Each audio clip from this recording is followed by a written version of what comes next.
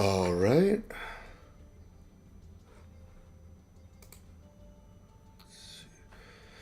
All right, looks like we are live. I'm back to playing some Master Duel. I'll be climbing with the Skull Servants deck again that I have named Deadbeats. All right, as per usual, starting first game. All right. So it looks like it's my opponent's choice to choose. Hopefully we can get some wins. Hopefully I can get some wins today as well.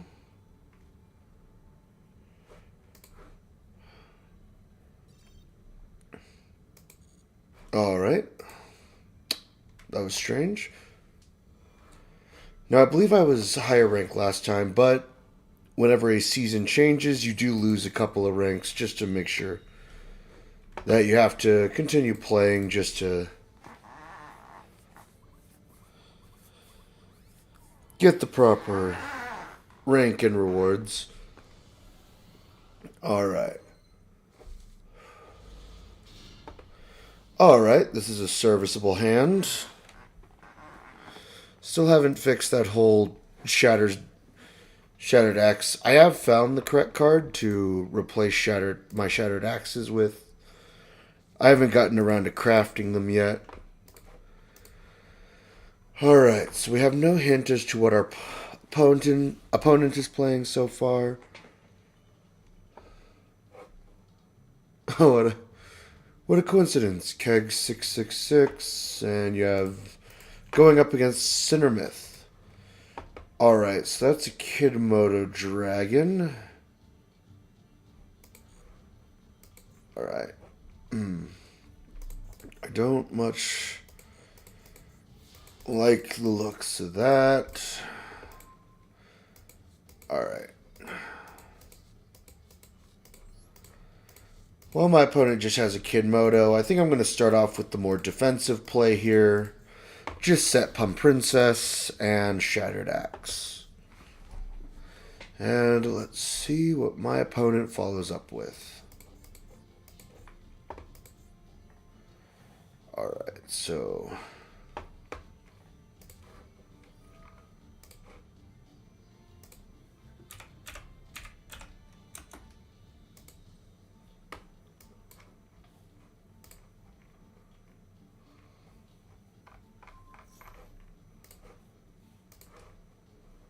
alright. Stamping Destruction. Now let's see. Alright, yeah, I'm fine with that. What?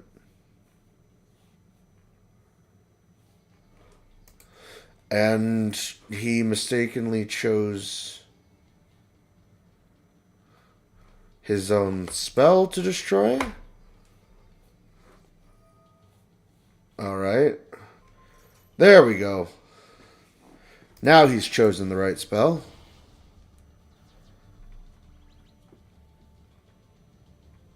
Alright. So far we've given away 0 hints as to what we're playing. Oh, Lancer Dragonute will inflict piercing battle damage, and he didn't attack.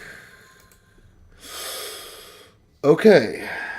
The strategies. He's strategizing. He's got a plan that I, in my lackluster knowledge, cannot comprehend. Ring of Destruction.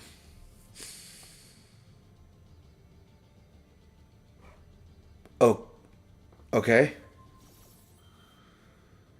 So he's hitting Ring of Destruction. You know, I'm just gonna do this. Now I wonder if his Ring of Destruction doesn't destroy my monster, do we take the damage? And we do not. You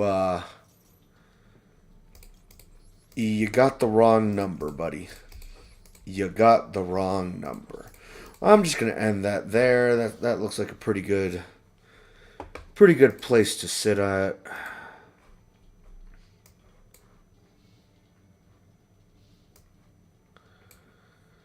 All right. What plans have you now? The Dark Sealed Hex. All right. Okay. He's really afraid to attack my face down here.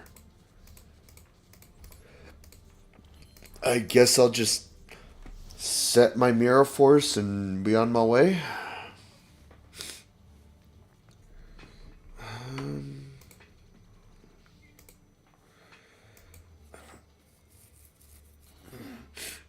All right, Twin-Headed Behemoth. You have 4 monsters on board. Are you going to attack with any of them? No. No, you are not. Okay, this is something. Now that Ring of Destruction is gone, I'm going to normal summon second White Princess. That'll send White Prince to the graveyard. White Prince, of course, will send Skull Servant and a Lady in White. Now I'm going to go battle phase and attack the Lancer Dragonoot. Alright. Then I shall go main phase 2, end phase. Let's see how he responds. So I didn't want to take the piercing damage, and I'm not really certain why he didn't attack my face down, but it was a mistake and a good move at the same time, somehow. Alright, so all his monsters are going into defense position. Or is Twin-Headed Behemoth going to attack my face down? Battle phase, alright, alright. Is he attacking the face down is the question. Or is he just going to crush Behemoth into White Princess? Or is he just not going to do anything? I believe we have encountered a new player at this point. Alright, not going to attack, and Behemoth goes into defense position. Alright, so that card isn't very useful at the moment. Part 2. I'm going to destroy the Kidmodo because, let's see. So this one has to special summon a dragon from the hand. And as I have confirmed that he has no... Another Ring of Destruction. Alright, I'm just going to do the same thing. White Princess goes to the graveyard. I attempted to destroy the Kidmodo, but he actually managed to protect it. Alright, so once again, face downs. I have the Pump Princess I set turn 1. And Mirror Force. So if he tries to attack, it's not going to go very well for him. Ooh, an Axe Dragonoot. End phase. He's really afraid of that face down, isn't he? I guess I'm just going to summon the King of the Skull Servants. 6th out of face. You really should have gone on the offensive a lot earlier. So, as we know, the King of the Skull Servants has 8,000 attack, because 1, 2, 3, 4, 5, 6, 7, and 8. With 8 Skull Servants in my graveyard, King of the Skull Servants... with each Skull Servant in the graveyard, King of the Skull Servants gains 1,000 attack, which is quite strong.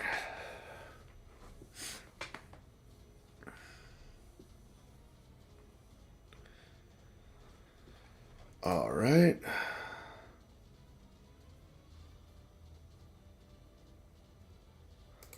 Looks Looks like we did have a viewer come in. But,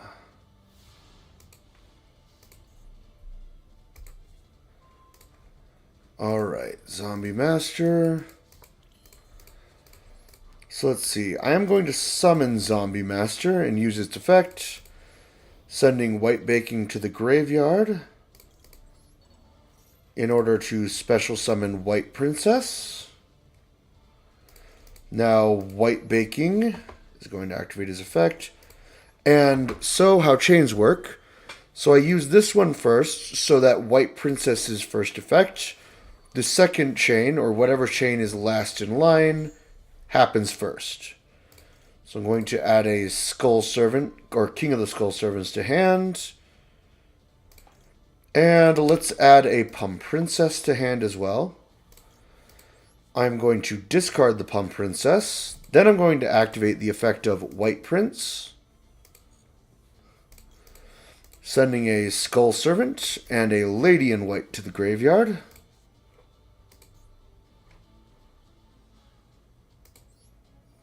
Then I'm going to activate the effect of White Princess, lowering everyone except for King of the Skull Servants. I'm going to attack into Kid Moto. Is the card in hand a dragon? Let's see. It is a dragon in hand. Now, is it a Blue Eyes White Dragon? No, it's a Kaiser Glider. And Kaiser Glider is going to go down with relative ease as well. Target one monster on the field, return it to hand. Is he returning? Yep, King of the Skull Servants. As anticipated.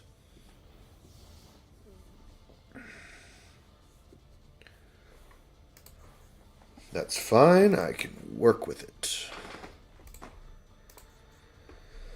Alright, so we have a decently stocked graveyard. Alright. Oh, a tribute summon. Tribute 2. So this one likely, yep, Blue Eyes, White Dragon. Battle phase. Is he going for the easy kill here? Yes, he is. I'm going to Mirror Force that. If you attacked the other one, it would have went through. And he's ending instead of surrendering there. Nice. I like it. I like it. No. I'm not going to faff around. Just summon King of the Skull Servants and swing for our first game of the day. Now, I do recognize the deck he's using. It is one of the structure decks. So this is a new player.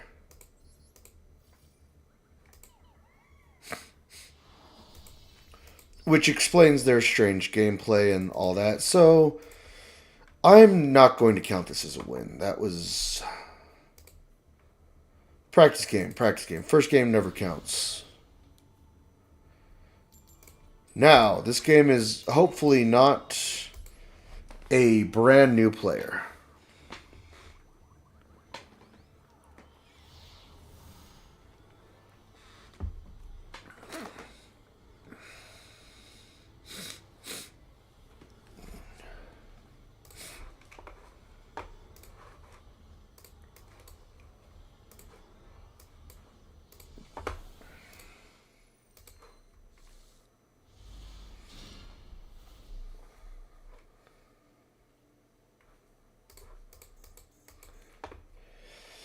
Alright, another decent hand.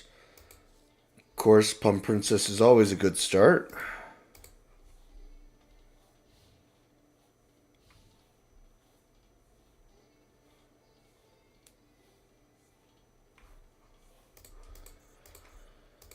So I did allow my opponent to go first. Oh, and he is playing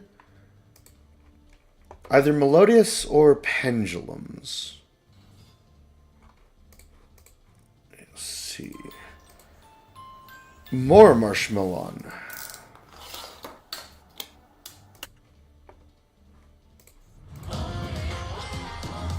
This is...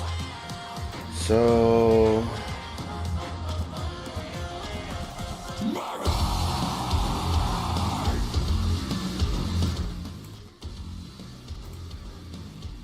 Alright, so I will set.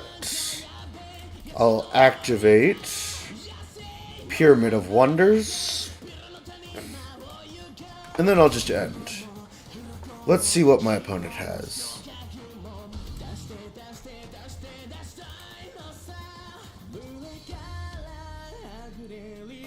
Alright. So couplet the melodious songstress, more marshmallow. While you control this. Okay. So he has to control Shining Sarcophagus to make this monster unable to be destroyed by battle.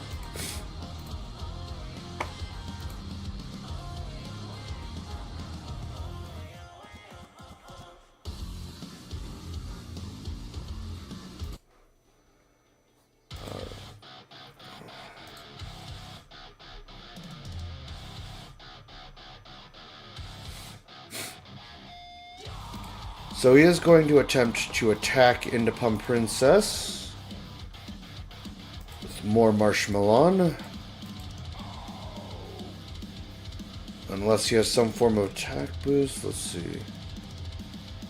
No attack boost there.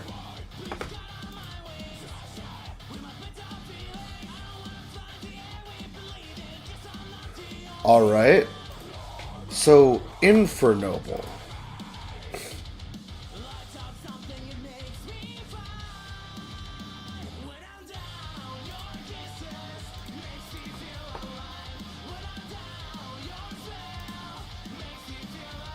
Unfortunately not the case. Making it capable of destroying Pump Princess.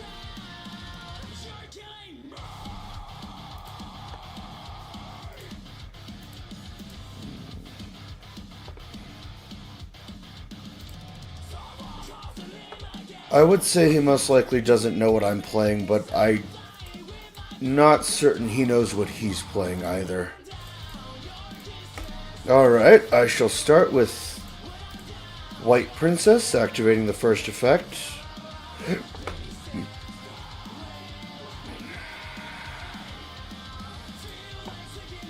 And does he have a counter? Ash Blossom and Joy Spring, that will counter it.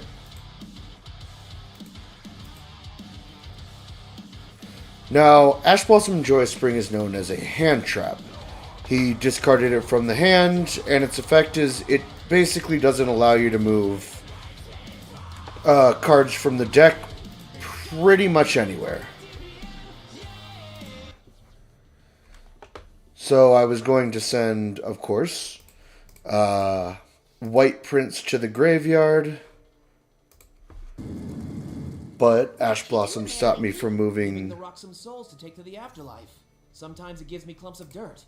The rock takes souls to the afterlife and gives you dirt.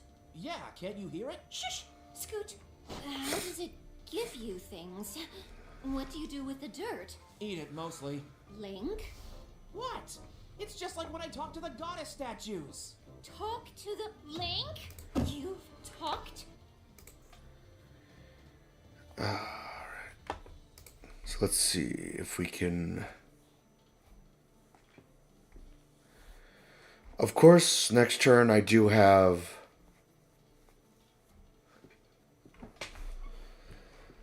more White Princesses in the hand that I can use next turn.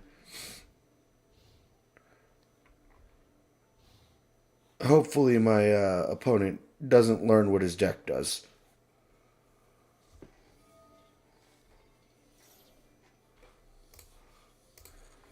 Okay.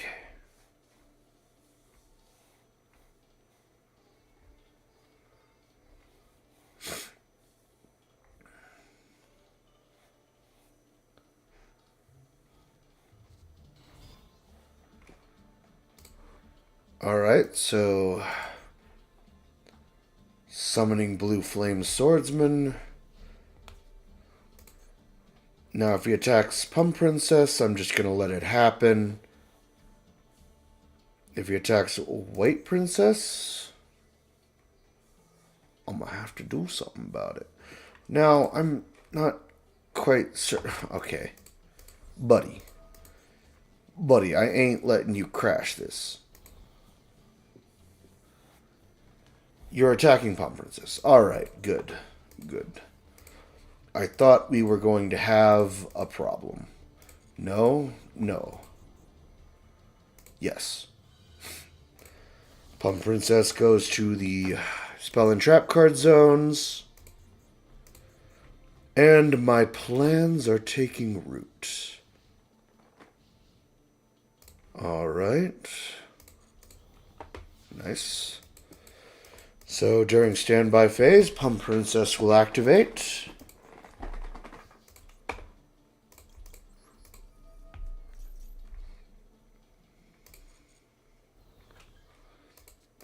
Good. Next up, I'll normal summon White Princess.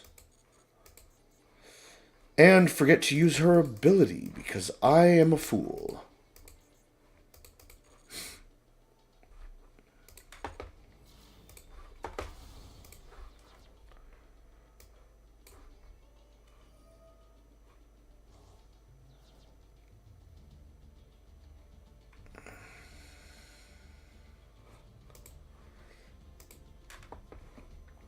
My opponent has something he can do.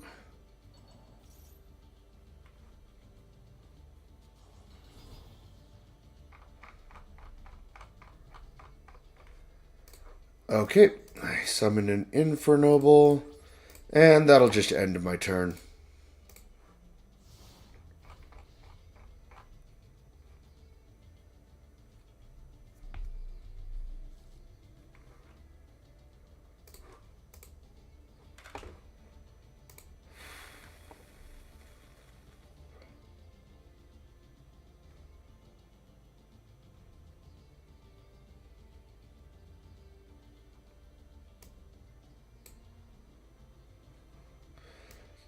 Turn Master Duel down a bit.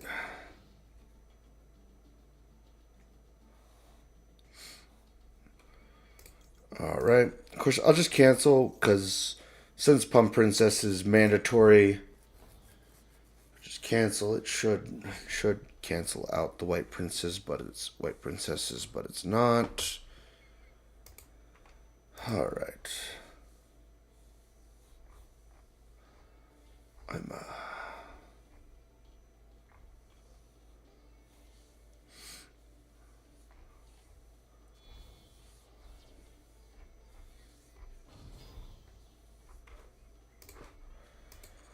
Okay, tributing for Ignite Gallant. Gallant.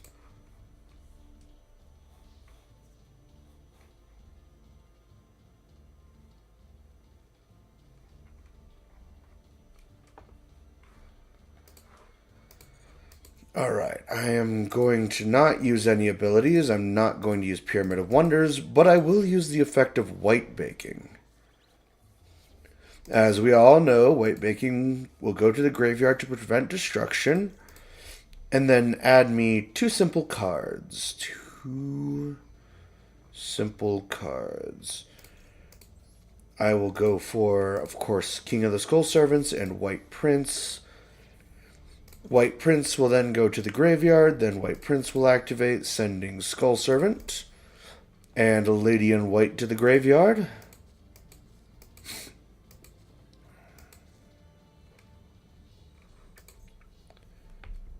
Alright.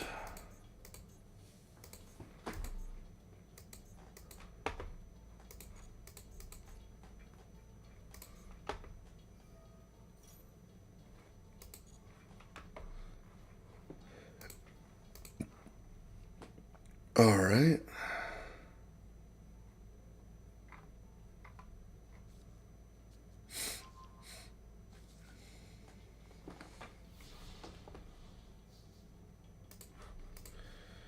Alright. Skull Servant. Alright, I'm just going to cancel the effects so that Pump Princess goes off. I wish it would just cancel the effects of White Princess. I don't want to do them. I will normal summon White Princess. Then I will activate her effect. Sending a White Prince to the graveyard. A White Prince sent to the graveyard will send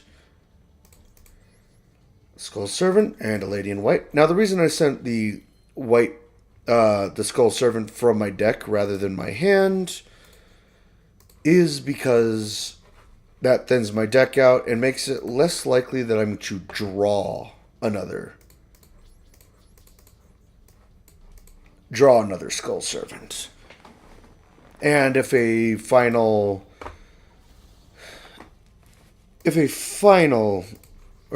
White Prince gets sent, then, or anyways, that'll just mean that it'll send this one anyways. Alright. So let's do a roll call real quick. 1, 2, 3, 4, 5, 6, 7, 8, 9. So that's a 9,000 attack point. Skull Servant.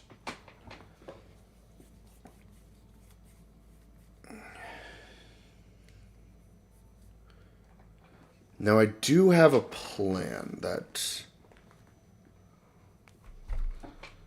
get me.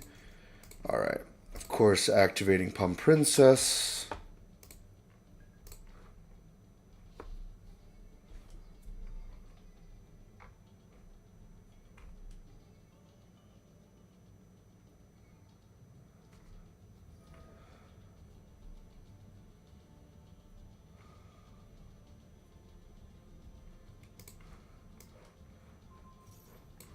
All right. Infernoble Arm. Yo, yo, yo! Settlers Zone Zero is going online! Tons of freebies are up for grabs! Idiot. Help! You forgot to mention the Bufons. That's a lot of stuff! Folks, what if I told you all that there is an alleged Mormon ripoff of Rick and Morty? Yes, because, that's the timeline we're living in now. Madolce. Some guy was like, you know what this cartoon on Adult Swim really needs to make it truly perfect? Jesus. The show is called Saving Me, and it's basically a science fiction sitcom about a guy named Bennett Bramble, an elderly scientist billionaire with a bad attitude. Well, Bennett here is the future version of himself, young Bennett Bramble, aka our supposed Morty. Using the power of time travel. Oh, it's like that, huh? Adult Bennett tries to teach his young self the importance of being a good person. Trying to fix his own past mistakes by steering his past self into making better choices in his childhood. It's kind of like Back to the Future, only now with more religion and peer pressure. The only issue with this plan is that Bennett is not the best teacher, and his actions backfire almost immediately, as chaos ensues with him trying to get everything back under control. Wow, that never happens in time travel shows. Going into this content, I was feeling pretty bitter. Look, I've had my fair share of religious cartoon shows, and yes, I'm still. It would appear that my opponent has given up. Video, stop asking. I know it's been about 4 years? It's more like a documentary at this point, but it will come out soon, trademark. Look, I'll give you all a sneak peek. For some reason, I decided to put a rap battle into the project. Don't ask me how this makes sense, but yeah, here it is. Okay, OBS reconnected. It's reconnected. All right, let's just finish this. No, just end the game. There we go. Looks like we might be having connection issues. Not sure what that's about, but I think we might have gotten it fixed.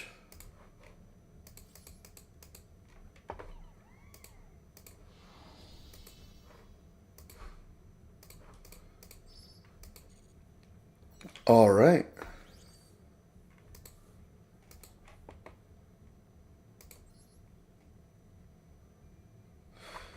Now I think might be a good time to show you guys around the shop. So, As you know, we have all of these deck lists. Anything not in a plain red deck box is, or all of the ones that aren't in a plain red deck box are completed decks at the moment. But to complete decks, of course, we need mission rewards because they provide us gems, as well as the duel pass.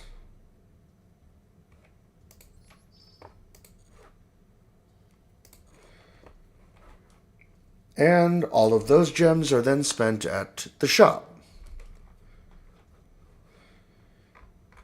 Has a large amount of stuff. And, fun fact, the duel pass, which is basically this game's version of a battle pass, is only 700 gems. And it actually gives you more than 700 gems. I don't know why it says 700 there. But I do believe it does give you more than 700. So it's usually a pretty good buy and pretty much pays for itself. But of course you can purchase gems. Now in the Battle Pass we get access to the second row, which just those 2 rewards alone were 35. And there's plenty of rewards. Continues on down past, up to level 100.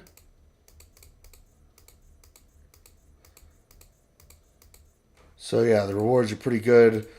The level 50 rewards are usually a background for the game and an icon. Now, the background is, right now I have the Blue Eyes. I believe this is the Blue Eyes alternative White Dragon. And this can all be changed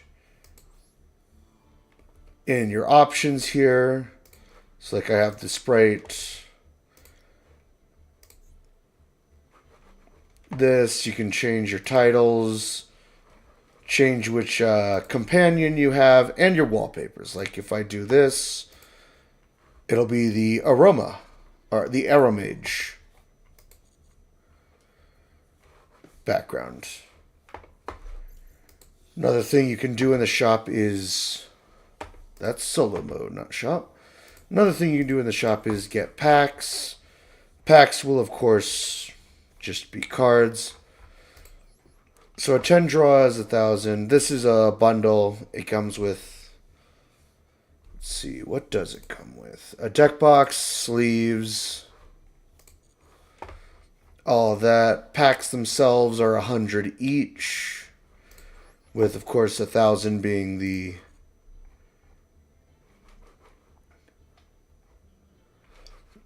10 draw. You have this, which as you duel, you get these tokens, and each one of, or tickets, each one of these buys you 1 2-card pack. So you see, I pulled 20 of them. I got 40 cards. And yeah, that's how you get new cards in the game. Then, of course, you take those to your deck builds. And let's go into the Ice Jade deck. As you can see, I have a few that aren't completed. I can dismantle all extra cards, which do that. I can also select cards to dismantle that card, but I need that for a second deck. And then, of course, these materials can then be used to build your decks. Now, they have a batch generation, which will take all materials that... It won't take any materials that won't finish the deck. The deck I'm building right here is an evil twin deck. But, of course, since there's too many URs and I don't have enough materials, it won't take those.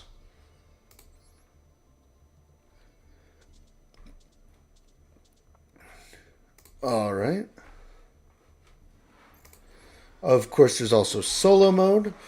Now, solo mode, some of these will give you decks or just other rewards, and they're usually pretty good for gems. As you can see, I haven't completed many of them on these on this account. Maybe if I get some comments saying you wouldn't mind me streaming some clears of solo mode, that might be something I could do. Now, there's also duel trial. They sometimes have events, like the duel trial, where we can use one of 3 decks. Now, this one looks like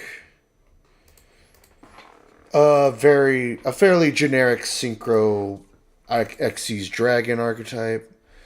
This one seems to be mostly focused on the Stellar Knights and Star Seraphs for whatever reason.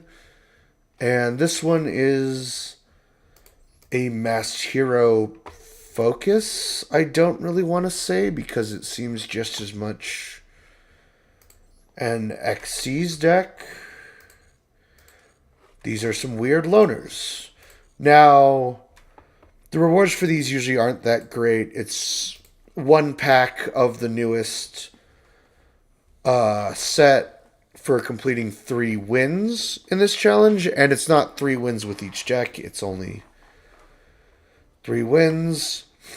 Now, we also have Duel Room, which is you can create a game with your friends. Casual matches, which are just a game, and they don't affect rank. Team battle, I'm guessing, is a tag duel.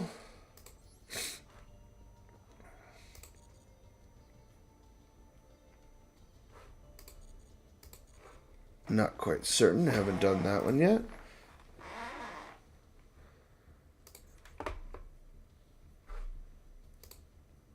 But we can, of course, get back to the games.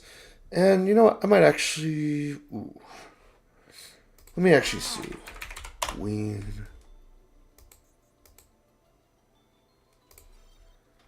Alright. Ween. Zombie. Alright. Zombie. There we go. Now I'm going to remove Shattered Axes to add Ween.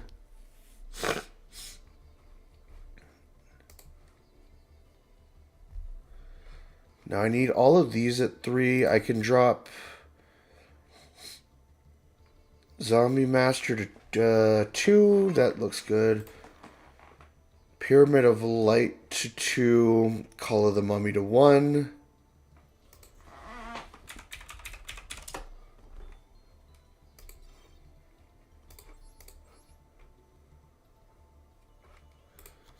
I'll add a Swords of Revealing Light.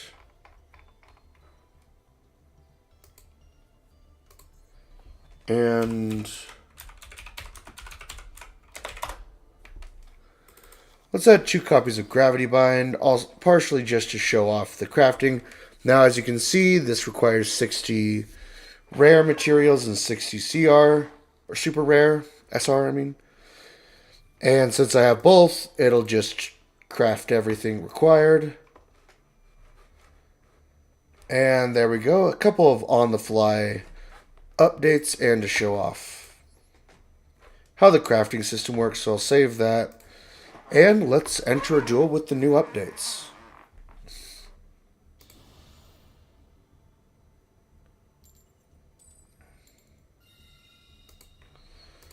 Alright, I will be going second. So we have a Blue Eyes, I believe that's Blue Eyes Chaos, not Alternative. So Blue Eyes Chaos Dragon on both the... I believe we may be going against a Blue Eyes player. It's got the Chaos Dragon Mate, White Stone of Legend Fields, had the Blue Eyes Chaos deck box. Okay.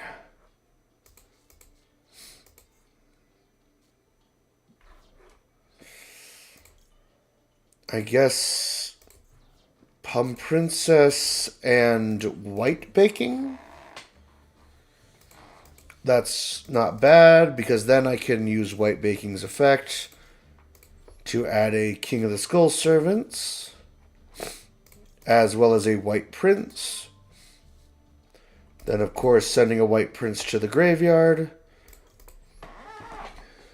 Oh yeah, did I mention this is my turn now, so I'm just gonna full combo a little bit. Just a bit. Just enough to be annoying.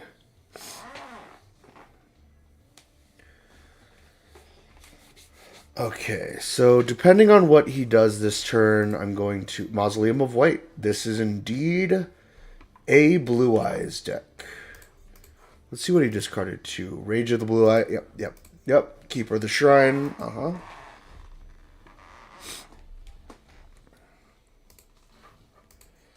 Alright, so set one pass. Seems like the hand destruction did not treat him well. I'm going to do that. And set two. Then I'm going to activate the effect of White Lord, sending the top 5 cards of my deck to the graveyard. And oh boy, that was a send right there. White the bacon. All right. So of course I will be adding another White Lord and another White Prince to the graveyard, discarding another White Prince. Now the first White Prince will send 2 cards. Then, since White Prince is not a once per turn, which means I could only use that effect once per turn, I'll send 2 more. That'll be enough for now.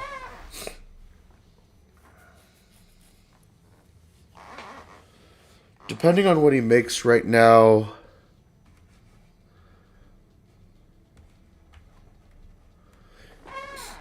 I should be able to do some decent damage next turn. Let's see. 1, 2, 3. Not yet. 1, 2, 3, 4, 5, 6, 7, 8, 9, 10, 11, 12, 13, 14. 14. That is unfortunate. I was really hoping he would destroy the Plum Princess. I am going to send White Mare. Let's just send 10. I don't want to deck out right now. Let's not activate that White Baking. Let's just normal summon King of the Skull Servants. 20,000, no big deal. It was Master with Eyes of Blue.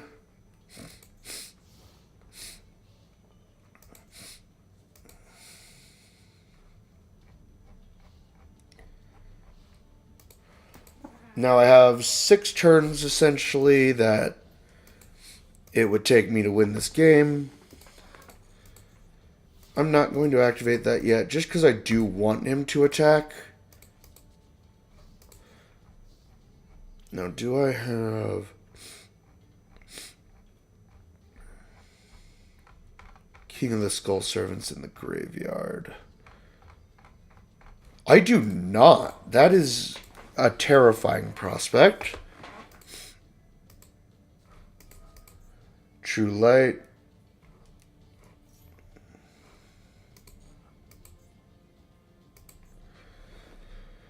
Alright, so he's using True Light.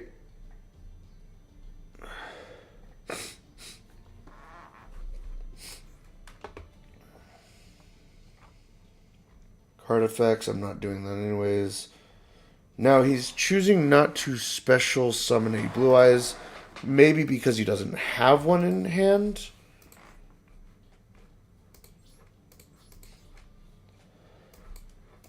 And let's just attempt to swing for game here. And that's game. I didn't really get to show off any of the new cards this game, but Are you sick of the only options out it there? happens The sometimes. $4,000 alien chair or the Walmart $75 special?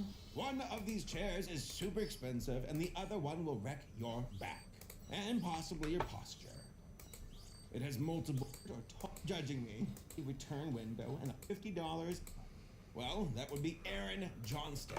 All right, I got Mormon, electric. and one who is very publicly religious. He even involves morals from the Book of Mormon and the writing of Saving Me. All right. The average man's life would change if he never saw an ad again. Day one, he would install Pi on his computer. As quoted in the BYU Daily Universe, Johnson took his role developing Saving Me very seriously. A Stating, car. quote, "It was a joy for me to create content about the Savior, Jesus Christ, that invited people to come closer to Him." End quotes.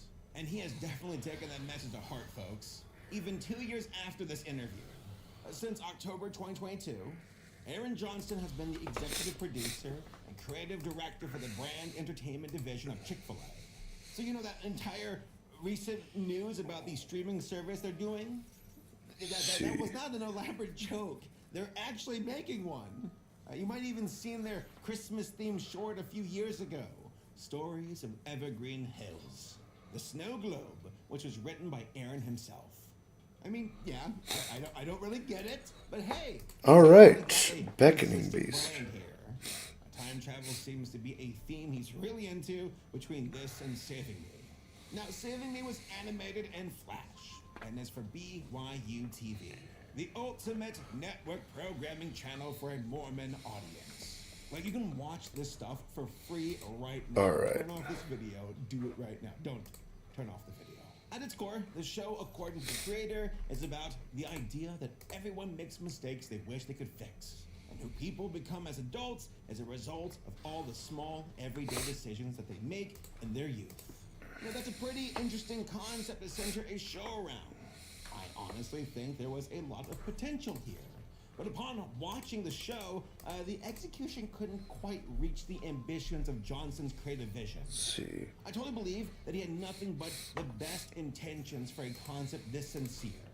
But personally, I Question. think Saving Me flew a little too close to the sun for its own good, resulting in a series that is safe but bland and unchallenging.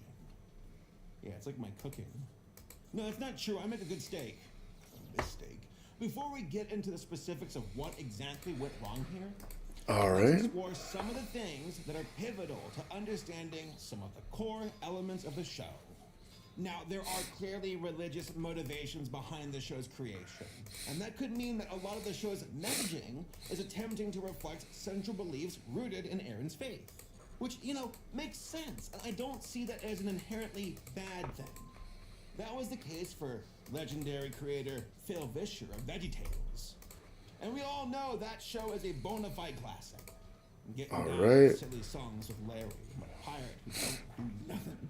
But you know, like, sending a message about loving each other and becoming better people to young people is absolutely something that someone in his position should do. I just think his execution could use some work. And Let's that some of his see. left much to be desired Then I'll when it use came to Swords of the Revealing Light. areas that might be more difficult when you're aiming for a Christian audience. Instead of And I'll just end my turn here. Saving Me had a rocky path to production, with the creator not having any experience in animation, and instead a background mostly in marketing. And yeah, gonna be real here, the writing on this series suffered as a result of his inexperience. And while there are certainly moments that stand out, the overall structure is still pretty uneven. The creators of Saving Me clearly wanted in on the trend of an old man and a young boy going on sci-fi adventures like in Rick and Morty. But if you watch these shows back to back, a fundamental difference appears when comparing them. The reason Rick and Morty is funny, and the reason their dynamics works, lies in its ironic tone, as well as its quick-witted, self-aware, and time-relevant writing. And Szechuan sauce, apparently. Szechuan sauce? That's how you say it. Is it even funny anymore? Is anything from the 2010s even funny anymore? I feel like that era is gone. It's all cynicism now. Now, most of the humor centers around poking fun at Rick's cynical and apathetic worldview, followed by Morty's more naive, curious, and corruptible nature. Alright. Saving Me, it's presented with a straight tone, with most jokes being very predictable and easy to follow. Alright, Winged Dragon of One's Ra. adult, the other one's for kids, but still, as far as dynamic goes, Saving Me feels very stale. Like the dialogue feels very old school, and it's not as quick or timely as Rick and Morty. And that's not a mature rating thing, that's just a good writer thing. It's a very how do you do, fellow kids kind of show, but without the irony or any subtlety to the satire. They make constant jokes about how people on the internet are sheeple, or about nerds living in their mother's basement. Which, you know, hey, I just want to say, nothing wrong with that. I used to live in my mom's basement. I also lived in my father's basement for a bit. It is a rite of passage. Those who know, you know. Now, I'm not going to dogpile on this show, but I am going to end up spoiling a lot in this review to give it a full review. Alright. It's a pretty fast Dragon watch, of with Ra, only 20 Mortal episodes Phoenix. split between 2 seasons. So if any of this seems appealing to you, do your own research and come back if you don't want spoilers. Otherwise, let's get into what really does and does not work about Saving Me. Starting from the beginning, the theme song is very boring and forgettable. It's giving the Animorphs theme meets church summer camp vibes. You know, honestly, I would watch a show about the Animorphs finding God. Though as a guy who was raised Christians and went to like a Christian school, the Animorphs were never allowed in our scholastic bookstores. They implied evolution. That's a no-no. Also, did you all know that like Animorphs is about child soldiers? Crazy stuff. Watch this video if you want to know more. Alright, Sphere A mode. lot of Saving Me is pretty rough, even from the start. Adult Bennett is committed to going back in time and focusing on solving basic arguments that happen between siblings. You know, things that are normal for children to do. The goal is probably for young kids to watch this and not want to fight with their siblings as much. But it was pretty wild how in episode 1, they go so hard on the fear-mongering by basically saying, you will become a sad, lonely monster if you fight with your siblings. Like, it's a little intense. Also, the butterfly effect be damned, apparently. Adult Bennett is basically sinking all of his resources into going back in time to stop his younger self from not paying attention to his sister. Doesn't that seem a bit excessive to you? Like, if he wanted to go back in time to stop a bomb or something, sure, I get it. But he was kind of a dick to his sister when he was like 9, so I guess that's why I'm so depressed and also a monster? Yeah, newsflash, dude, siblings argue and they fight. It's a part of growing up. I just don't think it's worth warping the space-time continuum over. But hey, that's just me. Now, if you killed your sister, that's different. We'll talk about that here in a bit. The first season follows a pretty specific formula. Adult Bennett has an issue with some existential thing that his younger self did or did not do. So he makes it his mission to go back in time and fix it. In episode 5, he has trouble being proud of his father. In episode 6, he struggles with his anger problems. And the solution to this is saying nicer things to his sister. You know, I guess instead of going to therapy as an adult, it's easier to go back in time and change things. Sure. Okay. Just go off, King. Who cares? Then in episode 7, he hates sports. Not a specific sport. I mean, like all sports. The general idea of sports. It's really weird. In episode 8, he has beef with not showing his mom enough gratitude. And the list goes on and on. There are also multiple plots happening at once, which is not a bad thing. Okay, he seems to have forgotten Swords of Revealing Light is still in play. Like, not a good way. The storyline about the secret agency Bennett's parents work for is kind of cool, but it feels like they really stretched them thin. In episode 4 of season 2, they have a boys' fishing trip. And while adult Bennett is trying to change that, the sci-fi headquarters is dealing with a sea monster. And there we They're go. also having a trip. So many subplots are competing for screen time. What takes 7 minutes to cook, has up to 22 grams of protein, only 6 grams of net carbs, and is 100% plant-based. Hey, I'm Kevin from IMI, and I want to introduce you to the world's first plant-based, low-carb. But they don't get properly fleshed out. The focus is constantly All switching right. between A plot, B plot, C plot, and sometimes D plot. All right, so we are one This is to cater to the win streak of 4. nowadays or whatever, but it's a little bit much. Surprising, And as far as the but let's see if we can yeah, I'm not gonna continue sugarcoat it. here. A lot of it feels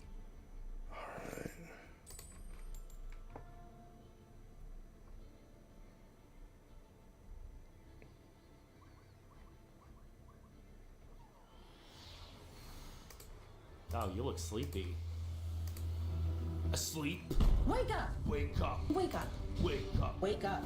Wake up. You wake the fuck up. Today, you and I, we are the asleep. And she is the awakened. At least that's what today's TikTok. All right, I'm going to normal summon White In her Princess. world, there's only two kinds of people. The ones who are Activate her not effect. blinded by science, by fact, being awake. And then there's us, the idiots, who have the slightest ounce of rational and logical. All right, there we go. And the asleep. All right, but honestly, I feel like it's a lot more like the exhausting and the exhausted, because frankly, with some of these conspiracy theorists, the extremely paranoid ones, it's literally like a cult, okay? If you begin discussing something with one, for instance, you are not walking out of that conversation with anything productive. Absolutely not, because no matter what, you're always wrong. You're just sheeple. Open your eyes. You guys will stay asleep. Fight to stay asleep. I'm sorry for waking you up, or for at least trying to. Like, go snore away somewhere else. And these extreme ones, okay, they like to think they're better than you for it. And that's the case with today's TikTok girl, okay? In fact, she went so far to the point where TikTok had to temporarily ban her for the spread of misinformation and encouraging distrust in scientific institutions. Because to her, science is... it's not real. Movies is where you gotta get your information from, because that's where they tell you everything. You guys know that they tell us everything in the movies, right? Science isn't real, and scientists don't even get me started. Okay, so a lot of people get super offended when I say that I don't believe scientists. Who? Nope, nobody's offended that you don't believe scientists. Nobody's crying themselves to sleep. We're just concerned, okay? Think about all of the lies that these scientists have told you and put the pieces together. Now, I don't need to tell you what science has done for us. I'm sure you know, okay? Without science, you wouldn't even be able to watch this video. Without science, she wouldn't even be able to make her video. Without science, you wouldn't be able to play Happy Clinic, the sponsor of today's video. I don't know if you guys know this about me, but a point, guys, game. Math. There is an actual correct answer all the time when it comes to math, but there's not always a correct answer when it comes to science because it's all based on hypotheses. Oh, those are and flower theories. cardigan So far, we sleeves. all sort of agree, okay? But this is where shit starts to derail so fast. But math was always my favorite subject. There's Junk always a right servant? answer, so I loved math. Oh, well, this makes sense. This makes sense why I'm obsessed with math and why I like figuring things out because I literally come from the universe. We all do. Okay. That makes sense. Totally. We all come from the universe. That's why we all love math so much. Wait, did you say you don't like math? Where the fuck did you come from? Not this universe. No. And then she rambles. As well as science is now switching to manifestation and doing research on plant medicine. So it's interesting because it's a lot of stuff that comes from our Junk roots. Archer. wait, no. Stop there. Stop right there. Science is shifting to plant medicine? What part of science are you talking about? Physics is shifting to plant medicine? Or is chemistry shifting to manifestation? What? That's the rambling. She just rambles to try and sound super smart. All Every right, time that White scientists do Princess. research, they can very well likely lie. Everything is just based on lies. They made shit up. They made up the words. They made up the words to equal this thing that fit their narrative. Scientific words? They just made them up. Well, yeah, they did, to name the things that they found, though. Bacteria? What does that mean? That's a word somebody made up. You're right. You're not wrong. I'm just A gonna. lot of everything that we've been taught in science, it's just some human Usually a man. who came up with some bullshit lie and fed it to you. And because you're like probably no older than 40, you don't know any better. What happens at 40, though? So, because we're not over Alright. 40, we don't know any better. Girl, the second you hit 41, the third eye, the beehive, that's you and I, we are the beehive, isn't going to be happy with this one, because you and I were the sheeple that blindly follow logic, Alright. unfortunately for us. She's gonna talk about a recent discovery, the James Webb Space Telescope. You can see this is from, I'm guessing, the Facebook page of the telescope, and we have the photos that this telescope took in space. This telescope, let me show it to you real quick. So this is what it looks like. Now this looks like it was made out of tile and aluminum foil, and this costs $10 billion. 10 with a B, okay. This trash telescope y'all made with tinfoil and tiles cost 10 billion? Give me tinfoil and tiles, let me make a telescope for you, is basically what she's saying, okay? Yeah, this big old B. Okay, the fact, whoa, I just gotta download right now. Well, I just gotta download right now. What are downloads? Downloads is information that literally gets inserted into my brain from my higher self. When her higher self sends her a All message right. to share with her followers, with her believers. I just gotta download right now. What is it? The fact that it looks like a honeycomb made out of bees is so symbolic, and it's yellow. Come on, guys, wake up. Like yesterday, I was talking about the telescope, and I said, oh my god, look, it looks like a freaking honeycomb, and then it clicked honeycomb, beehive, and I have always said that humanity is like bees. They just follow the queen. They don't think for themselves. Then it's crazy because like a month or so ago, Alright, there was a so huge beehive going that lived on second my porch. as usual. Crazy. I can't believe her thought like her.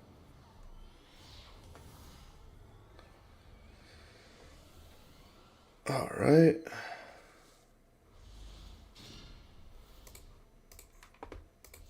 What if I told you that there's no such thing as no internet connection? It's an artificially created problem. Hi there. All right. Let's. It's very nice to meet you, baby human. No! God! No! All right.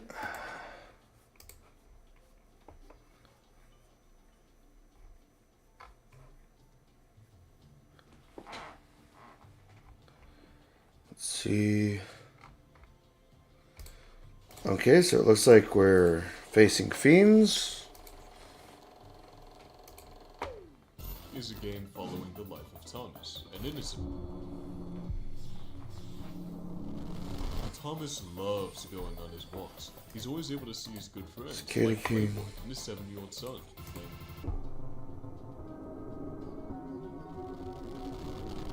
And of course, we get to play as Thomas. We get to play as the...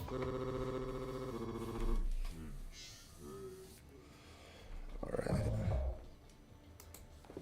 The game starts off pretty lighthearted, actually. Everything's colorful, the paintings are funny. Not a great starting hand, but let's see if we can make it worse. Flower. The only remotely disturbing thing here is the background music. It's upbeat, sure, Alright. but almost in the same way as those false reality worlds. Okay. If there's any significance here, it's something we're only going to find out by getting more information. Maybe by going outside. Oh no! I must have lost my key. I should have a spare key somewhere around here. Motherfucking horror games making me go look for this shit. Brother, we're tasked with this mini scavenger hunt, which forces us to explore the house until we found every key necessary to unlock the front door. During this search, you're given bits and pieces of Thomas's Send. Yeah, this dude is Thomas, by the way. He's pretty chill. Anyways, he hasn't picked up any groceries for a while. The old pizza Fortunate, tried to negate the effect, so I just sent to the graveyard so he no longer had a target. openly happy. But finally, the search is done. This it? Fuck was that? Just for a moment, this figure blinks on the television. It's not important now, though. We've got our keys and can finally go outside to get some medicine. Just like Alright. inside the house, the world here is super colorful. Flowers got smiley faces, well, the normal ones anyway. And we share the same happiness. But then we reach a regular walking path, and too much. It's too much positivity, like it's forced with the hypersaturated colors, the increasing number Alright. of flowers. I think it's time we take a small detour, right? Send that. 5 cards to the grave. Walking through the hidden portal takes you to another instance, Lost Spawns. Everything everywhere is enshrouded in this darkness, and the only discernible feature we can make out is the landscape, a repeating series of black spawn blocks. And I'll just send that.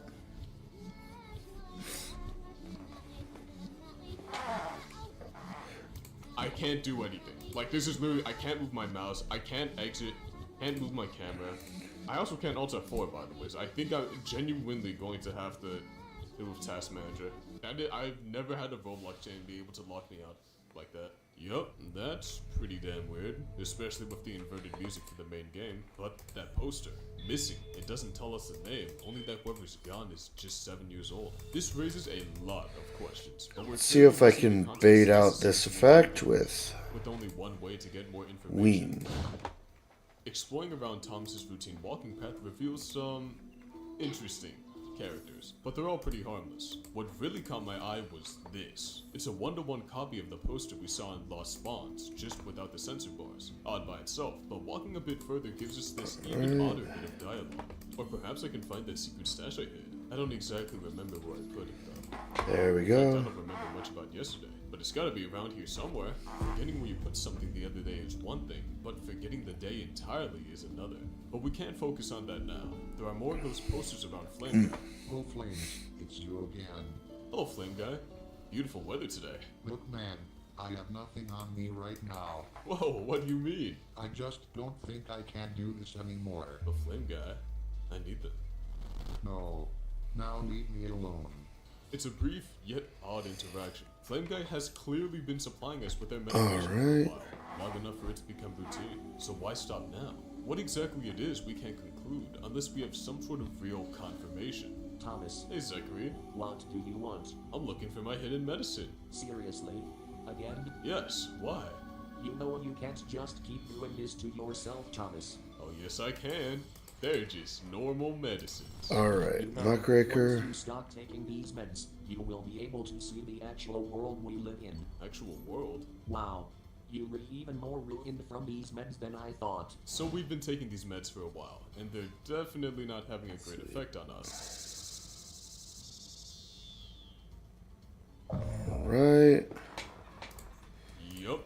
The world is So, very wait, desaturated, limit. a mere ghost of what it was just seconds ago, and we're not doing Let's too use hot the either. effect of white baking. How long have I been walking for? I mean, we've got the sick-ass scarf, but the severe memory loss and shaky vision raise many concerns. That said, there's a much bigger issue at hand. The Alright. effects are wearing off. I need more medicine. We're going through some crazy withdrawal symptoms, which explains all those oddities we saw. Oh, That no. happy-go-lucky world is most likely just a drugged-up amalgamation of what's really there. And the fact that we woke up with the world already like that indicates, at the bare minimum, drug abuse. Of course Flame Guy would want to stop supplying us. Even if not for his missing son, continuing to enable us would just be cruel, regardless of what happened.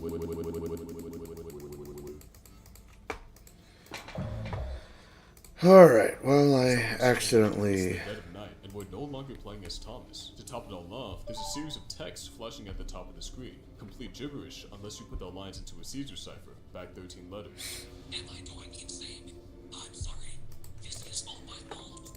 Please Alright. forgive me for all I have done.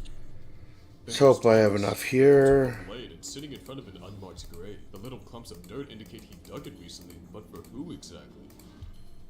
There's a picture of the Flame Guy family, complete with Flame Guy Jr., who we've seen is missing. If Flame Guy Jr. Alright. is still alive, then it only makes sense that the one who was buried here is... Oh my god. He was only 7 years old. Let's see. But that's not all there is to this story. If you hug the left wall and proceed forward, you'll come across this tree with this bouncing black spawn icon. The same one we saw in the Lost Spawns world. We're able to ascend the tree. Let's see. We're back to Alright, Thomas, main and phase the atmosphere is 2. notably calmer. The ambience drones on as the sun just barely peeks over the horizon, as if it's hiding from him. And speaking of, the stoic expression on his face Let's suggests that he's see. sober, but at this point it's hard to say what pieces of information we can and can't trust from his drug-infested mind. At any rate, the trees along this path are different. I mean, it's Roblox, so they're still definitely not real, but they're definitely not as cartoony as they were during Thomas's drug trip. Perhaps he actually is aware here. Walking further down the path brings Thomas to this figure, boldly enshrouded in See. white. Hello, Thomas. Where am I? Let's see if I can. Hallucinating, Thomas. This isn't real. Hallucinating? Yes. Does that mean you're not actually real? No. You're so confused. What's causing this? The mess, Thomas. Now I'm going to You special stopped summon taking one meds. monster. I don't remember taking meds. Do you at least remember Flame Guy? Oh, yes, I do. You know what happened to him. What happened? I should stop talking. What happened to him? So this part of his subconscious is actively suppressing that instant, suppressing that All moment to right. limit Thomas's guilt and preserve what he has left of a healthy mind space. Thomas continues down, that impossibly large black spawn point in sight.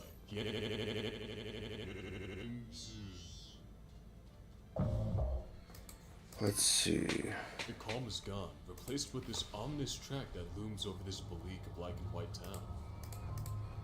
All right. First time we aren't playing as Thomas nor ourselves. We're instead this guest-like avatar, dotted with this black spawn point as their torso. And to that extent, everyone is this avatar, cementing that we aren't a part of the story.